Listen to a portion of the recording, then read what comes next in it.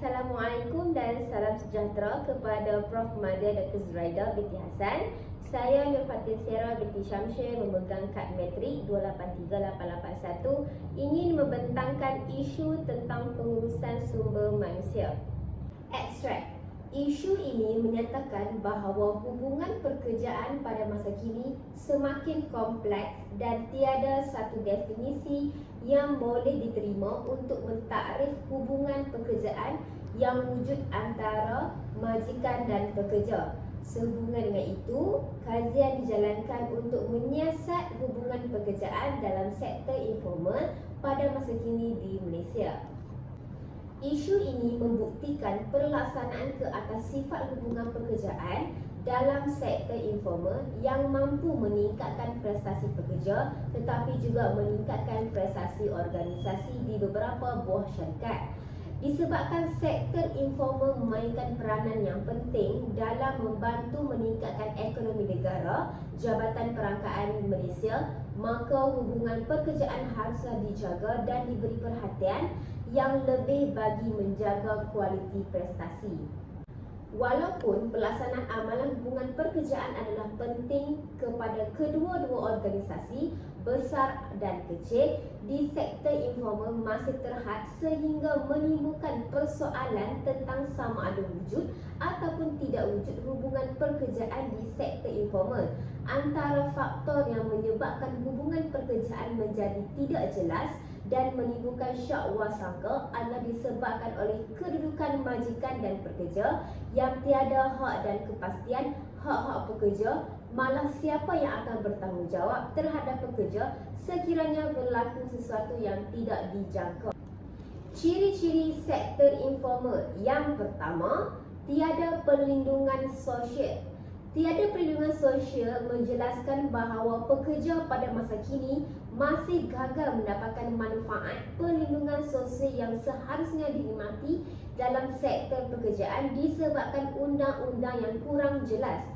Sehubungan dengan itu, undang-undang perlindungan sangat penting bagi pekerja di bawah perlindungan organisasi yang berdaftar.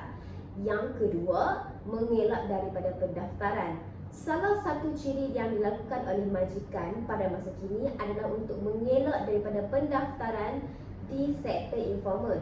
Sebahagian daripada itu, mereka yang terlibat dalam sektor informal telah dipilih secara bersemuka untuk bekerja bagi mengelak daripada pendaftaran dan membayar cukai yang telah ditetapkan. Yang ketiga, masa bekerja tidak tetap. Masa bekerja tidak tetap juga adalah salah satu ciri yang sering dilakukan di sektor informal ataupun tidak informal yang dipengaruhi oleh jam kerja yang tidak tetap dalam jangka waktu yang tertentu. Yang keempat, tidak teratur dan menyalahi undang-undang. Perbelanjaan untuk mengeluarkan biasanya tidak dibezakan daripada pengadaan peribadi ataupun pekerjaan. Misalnya, modal barang seperti bangunan, kenderaan digunakan tanpa membezakan untuk tujuan peribadi ataupun perniagaan. Pengeluaran yang menyalahi undang-undang merujuk kepada aktiviti pengeluaran yang dilarang oleh undang-undang atau menjadi tidak sah.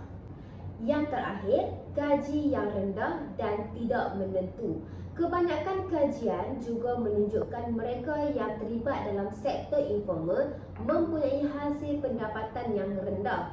Malah Al-Qursu mendedahkan bahawa gaji sebenar adalah jauh lebih rendah daripada gaji minimum. Di atas perbincangan kajian, ketiada perlindungan telah membuatkan kuasa pekerja adalah terhad untuk mencabar kuasa majikan.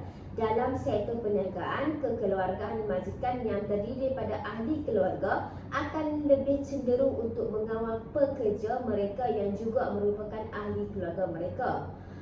Wujud hubungan yang berterusan antara majikan dan pekerja yang ditandai dengan upah. Hubungan pekerjaan adalah tidak terikat sama sekali dengan sebarang undang-undang yang telah diatur atau ditetapkan oleh organisasi. Memberi atau membayar gaji yang rendah dan tidak tetap juga menyebabkan pekerjaan serta paksa akur dengan keputusan majikan walaupun terdiri daripada ahli keluarga sendiri. Malah gaji yang diterima pada setiap bulan adalah tidak tetap.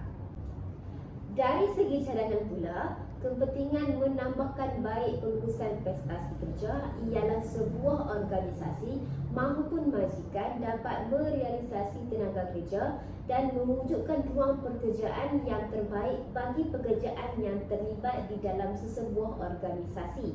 Penambahbaikan pengurusan prestasi juga dapat menaikkan prestasi tersebut syarikat yang terlibat khususnya dalam amalan kerja. Sehubungan dengan itu, pekerja juga dapat meningkatkan lagi kemahiran dan produktiviti pekerja yang kreatif lagi bijaksana.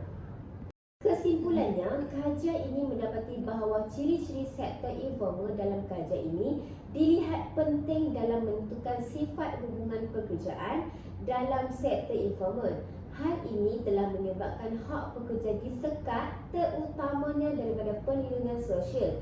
Dari perspektif ini, kekeluargaan boleh dilihat sebagai tapak eksploitasi perniagaan firma kecil yang semakin berkembang. Kajian ini juga berharap supaya majikan dan pekerja terlibat dalam sektor informal mengetahui perkara-perkara yang sebenar berkaitan dengan tanggungjawab majikan dan hak-hak pekerja dengan lebih cekap dan lebih tulus.